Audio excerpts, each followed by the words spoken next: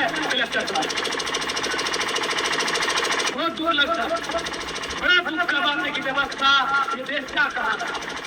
इसलिए आज बड़कागांव के तमाम माताओं बहनों से हम स्पष्ट कहेंगे, ये मिट्टी ऐसे नहीं बची है, ये मिट्टी भगत सिंह बनने से बचा है, ये मिट्टी बिरसा मुंडा बनने से बचा है, ये मिट्टी फांसी के फंदों में और गोलियां खाने से बचा है। अगर हुक्मरान ना माने, अगर व्यवस्था ना माने, तो आप एक बड़ी क्रांति के लिए भी तैयार रहना। यदि ये हुक्मरान ना माने, यदि ये व्यवस्था ना माने, तो आपको एक क्रांति के लिए तैयार रहना होगा। वो क्रांति जो भगत सिंह ने किया था, वो क्रांति जो बिरसा मुंडा रघुनाथ महतो ने किया था, वो क्रांति जो तिलका मांझी ने किया था, वो क्रांति जो नेताजी सुभाष चंद्र बोस ने किया था, वो क्रांति जो अशफाकुल्लाह खान और चंद्रशेखर आजाद ने किया। बस फर्क इतना होगा, वो गोरों से लड़े थे, आपको चोरों से लड़ना होगा। बस फर्क इतना होगा, बस एक छोटा सा फर्क होगा कि भगत सिंह, चंद्रशेखर आजाद, अशफाकुल्लाह खान, राम प्रसाद बिस्मिल, लाला लाजपत राय, सरदार वल्लभ भाई पटेल, गांधी, नेहरू, वो गोरों से लड़े थे, आपको सिस्टम में बैठे चोरों से लड़ना। और आपको क्या लगता है सिस्टम में चोर नहीं है? अगर चोर नहीं होता तो 4 दिन में कांग्रेस जनता पार्टी 15 मिलियन फॉलोवर नहीं होता।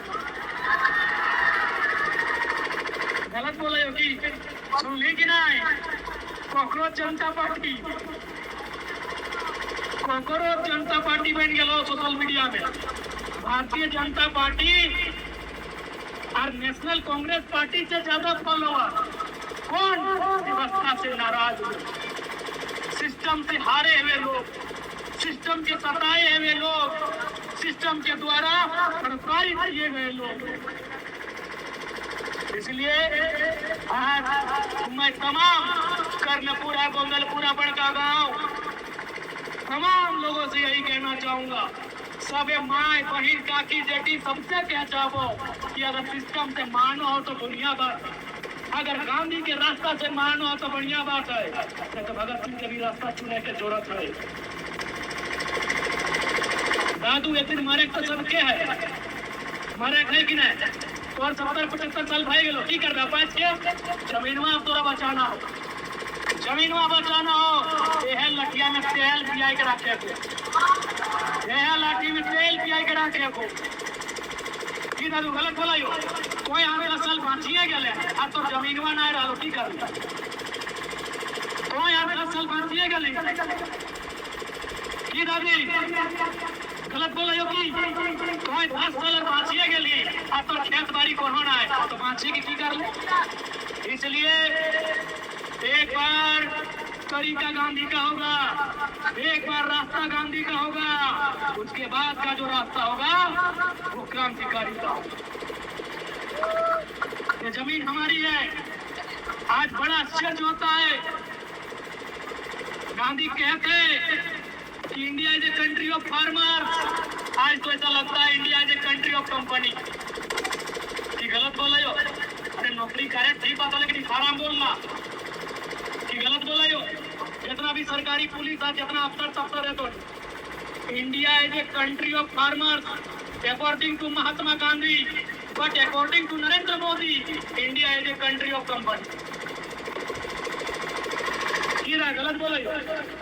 ना नौकरी वाला तो उन्हें वीडियो नहीं करो, बोलना कोई गलत नहीं बोला यो। जरा मातो गलत नहीं बोला था, पढ़ लिख के आवत रहा खातिर में पॉइंट बाकी के हालत खराब करे, जरा मातो को देख ले।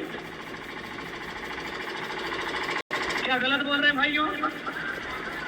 आज गांधी जी क्या बोल के गए? गांधी बोल के गए कि भारत किसानों का देश है और हमारे विश्व गुरु इसको अडानी का देश बनाने में लगे। पता नहीं क्या मिलेगा उनको, पता नहीं उनको क्या मिलेगा, समझ में नहीं आ रहा है क्या मिलेगा उनको, पता नहीं, हमको समझ में नहीं आ रहा है कि विजनरी लीडर ऐसा कैसे हो सकता है।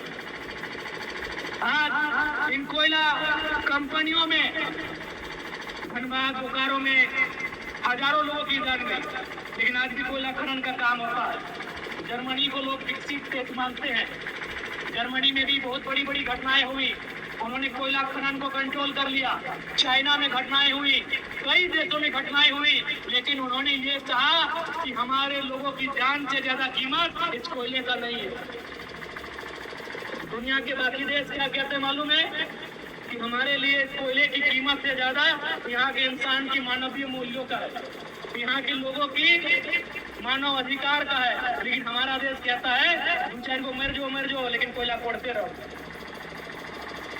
ये बहुत ही शर्मनाक। आज मैं लोकतंत्र के चौथे स्तंभ नजर है क्या रहे कि नहीं, अक्सर तो पहले कहना चाहूंगा कि आप रिपोर्ट बनाइए कि यहाँ के लोग जो भारत का कानून है 2013 में भूमि अधिग्रहण अधिनियम, उस कानून के तहत जो नियम है 80% लोगों की रजामंदी, 80% लोगों की सहमति वो नहीं बन पा रही है इस परियोजना को रद्द करिए। गाँव में आइए, वार्ता करिए, लोगों से मिलिए, लोगों से बातचीत करिए। लेकिन आज बड़का गांव जब भी जाते हैं, चाहे बड़का गांव हो, मगध, आम्रपाली हो, इधर कोयला एरिया में आप जहां तक जाइए ऐसा पुलिस का छावनी है मानो आप तालिबान आ गए।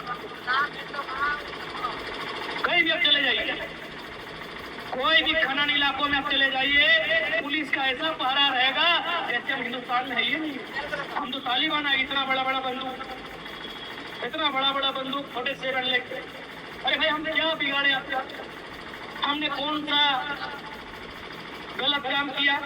हमने कौन सा हत्या किया, चोरी किया, डकैती किया? हम बस अपना जमीन नहीं देना चाहते। हम बस यही ना कह रहे हैं कि हम अपना जमीन आपको नहीं देंगे आपकी शर्तों पे। हम बस अपना जमीन नहीं देना चाहते हैं। क्या अपना जमीन नहीं देना अपराध है? क्या भारत देश में, क्या दुनिया का सबसे बड़ा लोकतांत्रिक देश, उस देश में जमीन ना देना अपनी संपत्ति का अधिकार भी संवैधानिक अधिकार है। पहले मौलिक अधिकार था, पहले मौलिक अधिकार आर्टिकल 31 में इसका वर्णन था, संपत्ति का अधिकार। लेकिन पता नहीं लोगों को क्या लगा, उन्होंने उस मौलिक अधिकार को आर्टिकल 31 को निरस्त करते हुए उसे आर्टिकल 300A में डाल दिया, संपत्ति को कानूनी अधिकार बना दिया। यानी फिर भी वो मेरा संवैधानिक अधिकार है, मौलिक अधिकार नहीं है। मेरे पास संपत्ति, मेरा मौलिक अधिकार अभी आज के डेट में नहीं है, बट वो मेरा कानूनी अधिकार है, मेरा संवैधानिक अधिकार है। तो क्या संवैधानिक देश में, क्या भारत जैसे डेमोक्रेटिक कंट्री में जमीन ना देना अपराध है? डीसी महोदय, तो खिड़कियां डीसी साहब के लगोगी। बोल नहीं विधायक जी, कुछ बोल नहीं। क्या जमीन ना देना भाई, चलो जमीन ना देना, दादा कुछ देर के लिए बोल दो कितने नौकरी करे, जमीन ना देना अपराध है? हमारे बात के जमीन वाला हम ना दो अपराध है? चोरी के समान, डकैती के समान, दुष्कर्म के समान, हत्या के समान, देशद्रोह के समान अपराध तो नहीं है। तो जब अपराध नहीं है तो पुलिस छावनी क्यों?